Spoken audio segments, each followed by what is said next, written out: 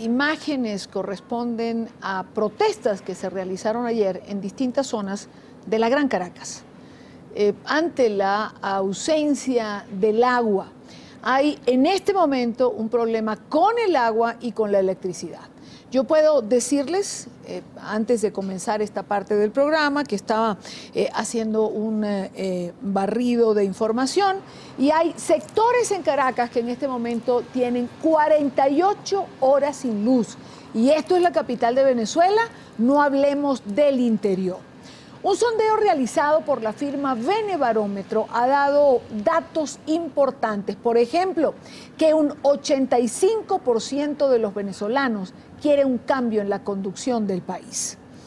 Benebarómetro ha hecho una radiografía, lo pudiésemos denominar así, de la situación actual o del sentir de la gente ante la crisis por la que está atravesando Venezuela. Por eso quiero saludar en nuestros estudios en Caracas a Edgar Gutiérrez, consultor político en Benebarómetro. Edgar, buena tarde, gracias por acompañarnos.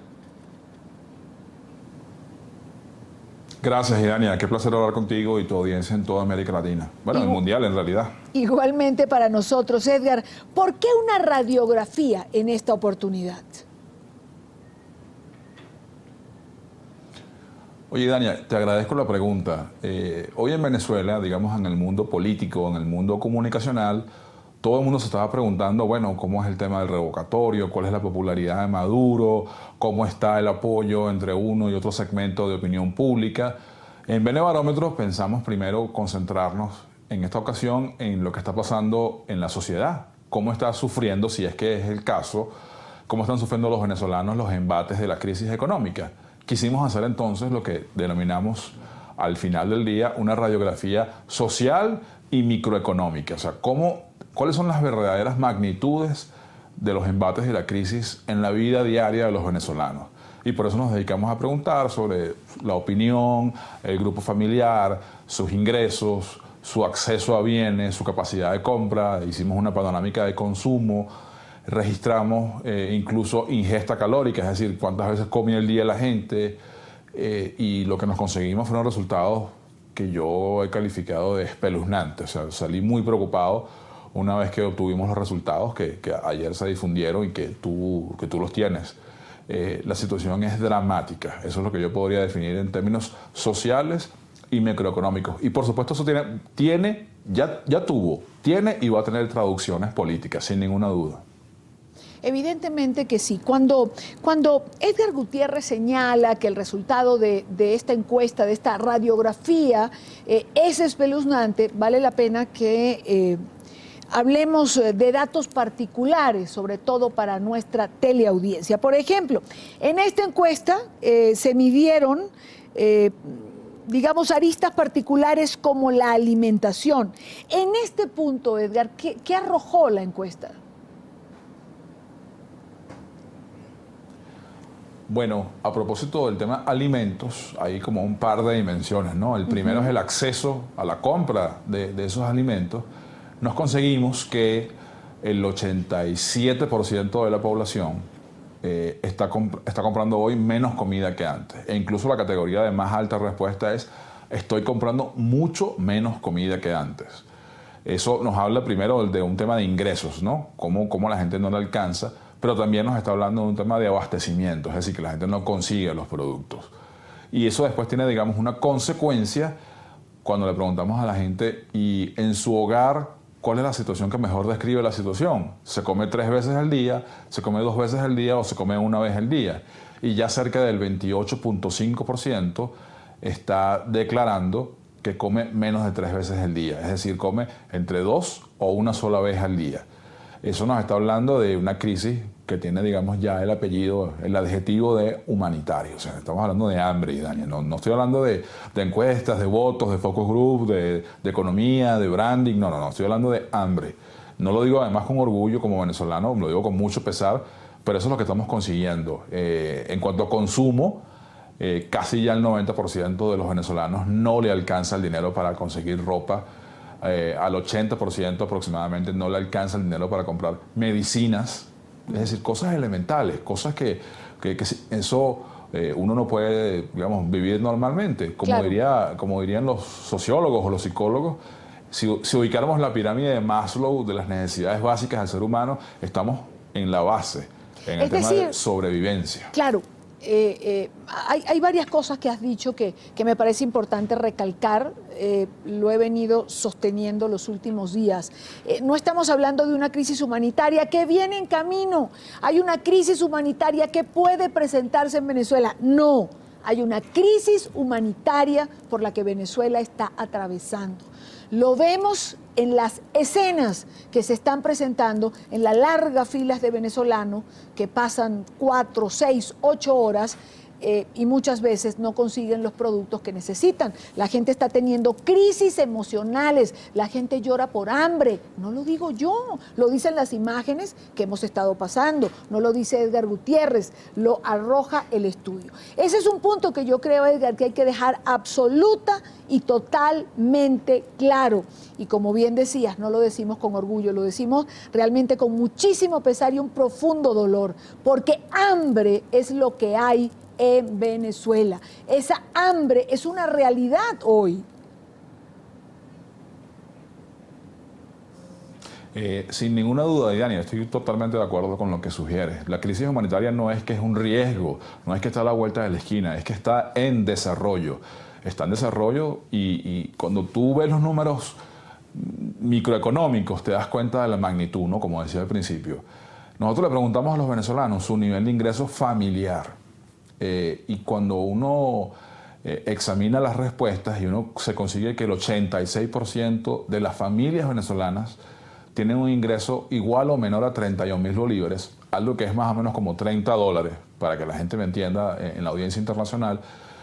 Por casualidad, ayer mismo un organismo muy serio que se dedica a las estadísticas y el análisis de los sociales venezolanas nos dijo ayer a la opinión pública que la cesta básica es de 106.000 bolívares. Es decir, a la inmensa mayoría de las familias venezolanas apenas les alcanza en términos de ingresos para cubrir un tercio de la canasta básica. Ese es el tamaño del problema en el que Venezuela está metido en este momento y que yo además, no lo dicen los números, ya esto es mi opinión muy personal, es que la situación no pinta a mejorar en los próximos días ni en el corto plazo. Por el contrario, y lamentablemente, creo que tiende a empeorar, por lo cual el reloj de un estallido está corriendo rápido. Y eso me preocupa mucho porque los números fueron muy claros. Esa fue la motivación original e inicial de por qué quisimos irnos por el lado de hacer una radiografía social y política en Venezuela. Claro. Es decir, la gente lo poco que gana lo está gastando en sobrevivir, es decir, solamente en alimentos. No hay para vestirse, no hay para medicamentos, bueno, medicamentos tampoco hay. Es decir, ¿qué va a pasar con los servicios? Aunque no deberían cobrarlos porque tampoco hay agua, tampoco hay luz. Por supuesto no vamos a hablar de esparcimiento, pero ¿qué pasa con el colegio y con todas estas necesidades que tiene una familia? Bueno, como digo, ¿no? Utilizando a Maslow, tristemente, la enorme mayoría de las familias venezolanas se encuentran en el nivel de supervivencia, ¿no? De subsistencia. Y cuando tú mencionas los otros temas, que son importantes, también son parte de la situación, de lo que vive día a día el venezolano, le preguntamos a la gente no que cuál es su principal problema, para que nos hablen de inseguridad, no. Le preguntamos directamente a los venezolanos si en el último mes o en los últimos meses esa persona o algún familiar conocido había sido víctima del AMPA, de algún asalto, algún tipo de acto violento. Y el 49% de la muestra, es decir, la mitad del país, nos está diciendo que sí, que sufrió algún evento relacionado a la inseguridad, al AMPA, a la criminalidad. Por si fuese poco, cuando hablamos de servicios públicos, le preguntamos a los venezolanos cómo era el tema de su suministro eléctrico, la luz eléctrica. Y cerca del 60% en la última semana, antes de terminar y concluir el campo, nos decía que la luz eléctrica se le había ido al menos 1, 2 o 3 veces, es decir, no hay un servicio continuo, estable. Cuando hablamos del servicio de agua, algo tan elemental y daña como el agua, ese número alcanza el 70%. Es decir, cuando uno va sumando todas las aristas de esta crisis, yo he convenido en denominarla un estado general de calamidad. O sea, esto es lo que están sufriendo y padeciendo en este momento la enorme mayoría de los venezolanos. Enorme mayoría que no es de 60%, de 70%, ya está llegando al 90% en cuanto a todos los indicadores que estamos viendo. Eso quería justo, iba a preguntarte, la percepción general del país. Es decir, esa cifra ya se acerca entonces, me lo ha respondido antes de preguntarlo, al 90%. Cuando vamos a la percepción de la conducción del país ante este caos, ¿qué piensa el venezolano? Bueno, como una consecuencia lógica de todo lo que ya hemos conversado, cuando uno le pregunta a los venezolanos, oiga, ¿y cómo usted ve al país? El 88%, para ser exactos, perciben como negativa la situación. Es decir, el pesimismo está copando los espacios porque la gente no está viendo mayor solución.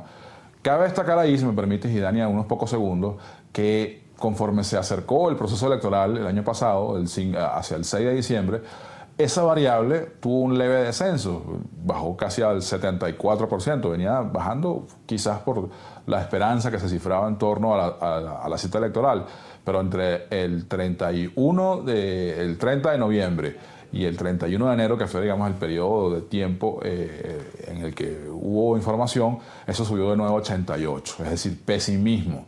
Y por supuesto las traducciones políticas, ¿no? Para hablar ya de un tema quizás un poco más macro. Cuando le preguntamos a los venezolanos, ¿y usted está de acuerdo en un cambio en la conducción del país? ¿Sí o no? El 85, casi el 86% clama por un cambio. Número que se ha mantenido intacto desde finales del año pasado y ahora con más. Lo que yo agrego a estos números es que el sentido de urgencia es mucho más patente hoy. El sentido de urgencia. Ahora, estas cifras que arrojan las encuestas como Benebarómetro, Edgar, ¿el gobierno las lee? Porque cuando escuchamos las intervenciones de funcionarios públicos hablando de conspiraciones o de que hay medidas económicas, de que se va a hablar, se arma o se decreta la corporación de cualquier cosa que inventan cada día, ¿el gobierno realmente tiene conciencia de las cifras, de lo que piensa, de lo que padece el venezolano? Y Dania, sin ninguna duda, el gobierno es el primer consumidor de encuestas en el país. Las tienen no una ni dos, sino las tienen todas. Tú me preguntarás, bueno, entonces, ¿por qué siguen por el camino que siguen? Porque yo creo que definitivamente Maduro, que no es igual hablar de Maduro que el oficialismo, son dos cosas que se parecen pero no son iguales, ante la situación general de las cosas, como están las cosas, ha decidido, creo que como único camino, huir hacia adelante. Radicalizar un modelo que ya está comprobado, fracasado, un modelo que ha producido pobreza, paradójicamente después de obtener la mayor bonanza petrolera de la historia de Venezuela.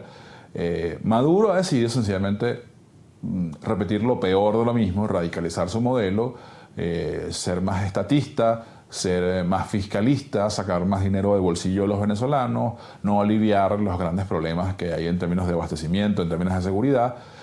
Pareciera que le encanta un escenario donde él no sea, digamos, eyectado del poder por una fórmula constitucional y electoral, sino de otra vía, de otra naturaleza, si me hago explicar. Creo que con bastante claridad.